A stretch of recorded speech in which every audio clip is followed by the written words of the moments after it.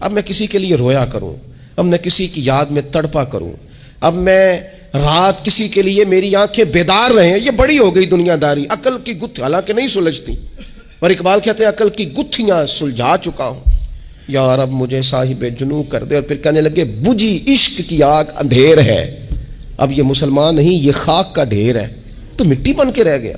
کیا کہاں اپنی ساری توجہات کا قبلہ کس چیز کو؟ میرے عزیزو، اللہ سے عافیت۔ نبی پاک علیہ الصلوۃ والسلام نے ایک شخص سے پوچھا کیا دعا مانگ رہے ہو؟ تو اس نے کہا یا رسول اللہ میں اللہ کی بارگاہ میں صبر کا سوال کر رہا ہوں۔ تو حضور فرمانے لگے صبر تو مصیبت پر ہوتا ہے۔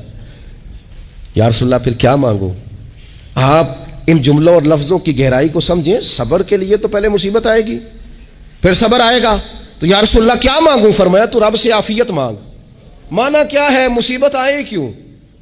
اللہ تجھے اپنی حفاظت کے حصار میں لے لے، وہ وقت ہی کیوں آئے کہ جب تیری طبیعت الجھ جائے، جب تو پریشان ہو جائے، جب تو تو اللہ سے عافیت مانگنا۔ جب تو عافیت مانگے گا تو اگر کبھی مشکل آئے گی بھی نا، تو خدا پھر اپنے فضل سے مشکل سے نکلنے میں رستہ بھی بڑی جلدی عطا فرمائے گا اور تیرے اوپر فضل فرمائے گا۔ اگر عافیت، یہ جو ہم نبی پاک کی امت ہے نا، تو یہ ہمارے گرد اللہ کے فضل اور اس کی رحمت کا حصار ہے، یہ حصار ہے ہمارے گرد۔ وہ درویش نے کہا تھا نا کہ کروں شکر کتنا اور کروں فخر کتنا کہ تیرے کرم نے مجھے فائز المرام کیا، دیکھو بنا کے سید عالم کا امتی مجھ کو گناہ سے پہلے ہی بخشش کا انتظام کیا۔ ابھی میں نے غلطی کی نہیں، لیکن مجھے حضور کا غلام بنا دیا، بخشش کا بندوبست پہلے ہو گیا۔ اپنے مالک سے بیمار بھی اس سے عافیت مانگیں، مقروض بھی اس سے عافیت مانگیں، بے اولاد بھی اس سے عافیت ہی مانگیں، صاحب اولاد بھی اس سے عافیت ہی مانگیں، جو دولت کے حصول کے رزق حلال کے خواہش مند ہیں وہ بھی اس سے عافیت مانگیں، اور جن کی جھولی اس نے بھر دی ہے وہ بھی اپنے رب سے عافیت ہی مانگیں۔ مالک سے جب سوال کرے، ایک بزرگ تھے انہوں نے تو اپنی انگوٹھی میں لکھوا لیا تھا کہ یا اللہ مجھے عافیت عطا فرما، مگر جب بھی دیکھتا ہوں یاد آ جاتا ہے کہ اللہ سے عافیت مانگنی۔ اپنے مالک کی بارگاہ کے اندر دیکھو،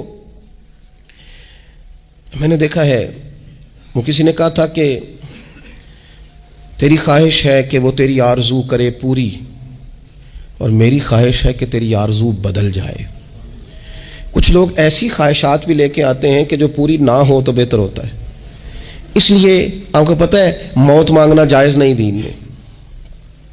مصائب سے گھبرا کر، مشکلات سے گھبرا کر، زندگی کے مد و جزر سے پریشان ہو کر موت کا سوال کرنا جائز نہیں۔ کس طرح جائز ہے؟ ان لفظوں کے ساتھ دعا کر سکتا ہے کہ یا اللہ جب تک میری زندگی بہتر ہے مجھے زندہ رکھ، اور جب میرا دنیا سے جانا بہتر ہے پھر تو مجھے اپنی بارگاہ میں بلا لے۔ یہ بھی کیا ہے؟ یہ بھی عافیت کا سوال ہی ہے۔